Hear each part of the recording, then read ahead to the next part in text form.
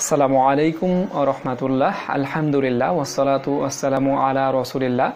প্রিয় দর্শক, আজকে আমাদের আলোচ্য বিষয় হচ্ছে আমরা যদি অন্য কোনো ব্যক্তির ঘরে প্রবেশ করতে চাই তাহলে সেক্ষেত্রে আমাদের কি বলে প্রবেশ করতে হবে বা প্রবেশ করার ক্ষেত্রে আমরা কি করব। দ্বিতীয় যে বিষয়টি সেটি হচ্ছে যে আমরা আমাদের ঘরে যদি বাইরের কোনো ব্যক্তি উকি দেয়, কোনো ছিদ্র দিয়ে বা বাইরে থেকে উকি দেয়, আমাদের দেখার চেষ্টা করে, তাহলে সেক্ষেত্রে আমরা কি করব। আর পরবর্তী যে বিষয় হচ্ছে আমাদের ঘরে যে সকল শিশুরা থাকে তাদের আমাদের কাছে প্রবেশের সময় অনুমতি নেওয়ার প্রয়োজন আছে কিনা, থাকলে কোন কোন সময়। আমরা প্রথমে যে বিষয়টি নিয়ে কথা বলবো সেটি হচ্ছে যে অন্য কারো ঘরে আমরা যদি প্রবেশ করতে চাই তাহলে সেক্ষেত্রে অনুমতি নেওয়ার প্রয়োজন আছে কিনা বা কি বলবো। এই সম্পর্কে পবিত্র কোরআনের 18 নম্বর পারার 24 নম্বর সূরা নূর, এই সূরার 27 নম্বর আয়াতে আল্লাহ সুবহানাহু ওয়া তাআলা বলছেন, হে ঈমানদারগণ, তোমরা নিজেদের গৃহ ব্যতীত অন্য কারোর গৃহে প্রবেশ করো না, অনুমতি নেওয়া ও সালাম দেওয়া ব্যতীত। অর্থাৎ কারোর ঘরে প্রবেশ করতে গেলে আমাদের অনুমতি নিতে হবে এবং সালাম দিয়ে প্রবেশ করতে হবে। এই সম্পর্কে অন্যান্য হাদিসেও এসেছে যে কারো ঘরে যে 3 বার পর্যন্ত সালাম দেওয়া, তাকে যদি না পাওয়া যায় বা কেউ যদি রেসপন্স না করে তাহলে আমরা সেখান থেকে ব্যাক করব। এটি গেল আমাদের কারো ঘরে প্রবেশের বিষয়। দ্বিতীয় বিষয়টি হচ্ছে যে আমাদের বাইরে থেকে যদি ঘরের ভিতরে কেউ উকি দেয়, দেখার চেষ্টা করে, তাহলে সেই ক্ষেত্রে কী করব। এই সম্পর্কে সাহুল ইবনে সাদ রাদিয়াল্লাহু আনহু থেকে বর্ণিত, তিনি বলেন যে একদা এক ব্যক্তি রাসূল সাল্লাল্লাহু আলাইহি সাল্লামের দরজার ছিদ্র দিয়ে ভিতরে দেখার চেষ্টা করলেন। এমত অবস্থায় রাসূল সাল্লাল্লাহু আলাইহি সাল্লাম এর হাতে মিদ্রি নামে একটি, মিদ্রি অর্থ হচ্ছে একটি লোহার খণ্ড, যেটি চিকন লম্বা, এরকম একটি খণ্ড দিয়ে তার মাথায় খোঁচা দিলেন এবং যখন তাকে দেখতে পেলেন তখন বললেন যে আমি যদি তোমাকে দেখতে পেতাম তাহলে তোমার চোখে খোঁচা দিতাম। এরপরে তিনি বললেন যে কারো ঘরে প্রবেশ অনুমতি নেওয়া এই জন্যে যে তারা যেন দেখে না ফেলে, অর্থাৎ তারা ঘরের মধ্যে যা আছে এটি আমাকে এম্বারেসিং কোনো মোমেন্টে যেন দেখে না ফেলে, এটি হচ্ছে উদ্দেশ্য। তাহলে এখান থেকে আমরা বুঝতে পারছি বাইরে থেকে যদি আমাদের ঘরে কেউ প্রবেশ উকি দেয় তাহলে আমরা তাদের ক্ষেত্রে কি করতে পারি। এটি অর্থ এই নয় যে আমরা অন্যর চোখ কানা করে দিব, অর্থটা হচ্ছে যে বাইরে থেকে আমরা অন্যের কারো ঘরে উকি না দিই।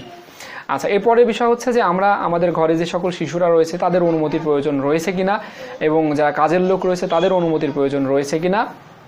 এই সম্পর্কে সূরা নূরেরই 58 নম্বর আয়াতে আল্লাহ সুবহানাহু ওয়া তাআলা বলছেন যে তোমাদের শিশুরা এবং যারা বাড়ির কাজের মানুষ থাকবে তাদের স্বাভাবিক অবস্থাতে 3টা সময়ে অনুমতির প্রয়োজন রয়েছে। একটি সময় হচ্ছে ফজরের পূর্বে, আরেকটি সময় হচ্ছে যখন দুপুরে রৌদ্রের তীব্রতা বেড়ে যায়, আরেকটি হচ্ছে ঈশার পরে।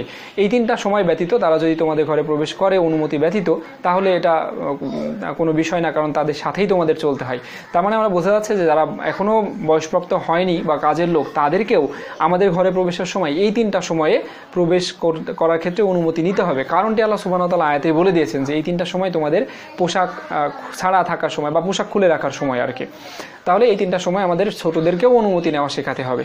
আর আরেকটি বিষয়, এর পরে 59 নম্বর আয়াতে, এই সূরা নূরের 59 নম্বর আয়াতে আল্লাহ সুবহানাহু ওয়া তাআলা বলছেন যে তোমাদের শিশুরা যখন বয়সপ্রাপ্ত হবে তখন যেন তারাও অনুমতি নেয় যেভাবে বয়োজ্যেষ্ঠরা অনুমতি নিয়ে থাকে। তাহলে আমরা বুঝতে পারছি স্বাভাবিকভাবেই যে বয়োজ্যেষ্ঠদের অনুমতির প্রয়োজন রয়েছে অন্যের ঘরে যাওয়ার ক্ষেত্রে।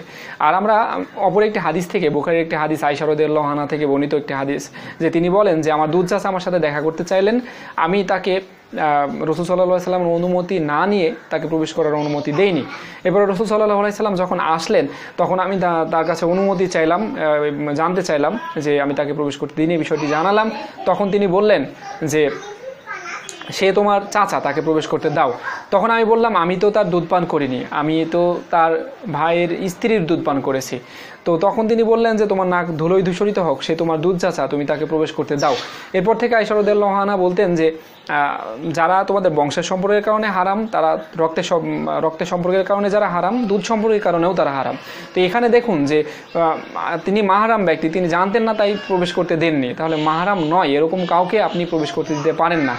আপনি স্বাভাবিকভাবে বাড়ি থেকে সালাম দিবে, বাড়িতে কোনো পুরুষ মানুষ না থাকলে রেসপন্স না করলে ফিরে যেতে হবে। এই আয়াতগুলো যখন আমি পড়ি আমি খুবই অবাক হই যে আল্লাহ সুবহানাহু ওয়া তাআলা কত প্রজ্ঞাবান, কত ছোট ছোট বিষয় যেগুলো আমাদের এম্বারেসিং মোমেন্ট ক্রিয়েট করতে পারে, এরকম সময়গুলোতে আল্লাহ সুবহানাহু ওয়া তাআলা কত স্পষ্টভাবে আমাদের বিধানগুলো বলে দিয়েছেন। আসলে আল্লাহর দয়া অসীম। আমরা আল্লাহ সুবহানাহু ওয়া তাআলার এই স্পষ্ট বিধানগুলো মানার চেষ্টা করি। আমাদের সকলকে আল্লাহ সুবহানাহু ওয়া তাআলা তৌফিক দান করুন। আসসালামু আলাইকুম ওয়া রাহমাতুল্লাহ।